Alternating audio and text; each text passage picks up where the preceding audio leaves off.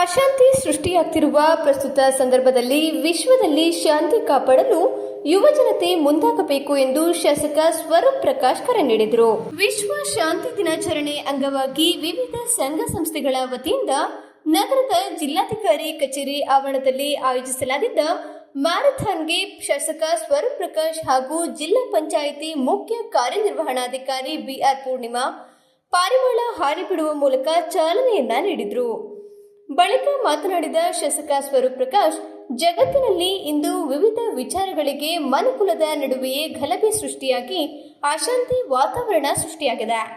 Ukraine, Russia, Israel ಹೀಗೆ ವಿವಿಧ ದೇಶಗಳ ನಡುವೆ ಯುದ್ಧ ನಡೆದು ಅಶಾಂತಿ ಸೃಷ್ಟಿಯಾಗಿದೆ. ಅದಕ್ಕೆ ಅಂತ್ಯ ಕಂಡುಕೊಳ್ಳುವ ನಿಟ್ಟಿನಲ್ಲಿ ಎಲ್ಲರೂ ಯೋಚಿಸಬೇಕಿದೆ ಎಂದರು. ರೆಡ್ ಕ್ರಾಸ್ ಸಂಸ್ಥೆಗಳು ಮತ್ತು ರೋಟರಿ ಮಿಡ್ಟೌನ್ ಒಂದು ಸಹಕಾರದೊಂದಿಗೆ ವಿಶ್ವ ಶಾಂತಿ ದಿನಾಚರಣೆಯನ್ನು ಆಚರಣೆ ಮಾಡುವ ಮುಖಾಂತರ ಒಂದು ಉತ್ತಮವಾದ ಒಂದು ಸಮಾಜವನ್ನು ನಾವು ಸೃಷ್ಟಿಸಬೇಕು ಅಂತ ನಿಟ್ಟಿನಲ್ಲಿ ಇವತ್ತು ನಾವು ಮಾಧ್ಯಮದಲ್ಲೂ ಕೂಡ ಪ್ರತಿಯೊಂದು ಕ್ಷಣದಲ್ಲೂ ಕೂಡ ಮಾಧ್ಯಮದಲ್ಲಿ ನೀವು ಟಿವಿ ಆನ್ ಮಾಡಿದ್ರೆ ಸಾಕು ಅಥವಾ ಮೊಬೈಲ್ ತೆಗೆದ್ರೆ ಸಾಕು. ಉಕ್ರೇನ್ ಇರ್ಬೋದು, ಇಸ್ರೇಲ್ ಇರ್ಬೋದು, ರಷ್ಯಾದ ಒಂದು ಪ್ರತಿಯೊಂದು ಇದರಲ್ಲೂ ಕೂಡ ದೇಶನೇ ಯುದ್ಧ ಮಾಡುವಂಥ ಸಂದರ್ಭದಲ್ಲಿ ನಾವು ಶಾಂತಿಯನ್ನು ಕಾಪಾಡಬೇಕು.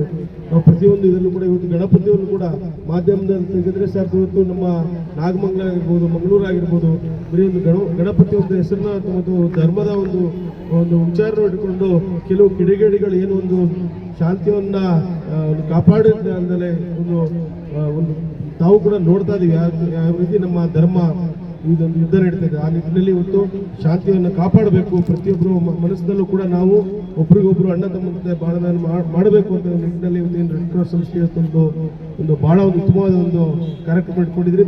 ಕಾರ್ಯಕ್ರಮದಲ್ಲಿ ನಗರಸಭೆ ಅಧ್ಯಕ್ಷ ಚಂದ್ರೇಗೌಡ, ಡಿವೈಎಸ್ಪಿ ಮುರಳೀಧರ, ಭಾರತೀಯ ರೆಡ್ ಕ್ರಾಸ್ ಸಂಸ್ಥೆಯ ಎಚ್ಪಿ ಮೋಹನ್, ಎಸ್ಎಸ್ ಪಾಷಾ ಇತರರು ಹಾಜರಿದ್ದರು.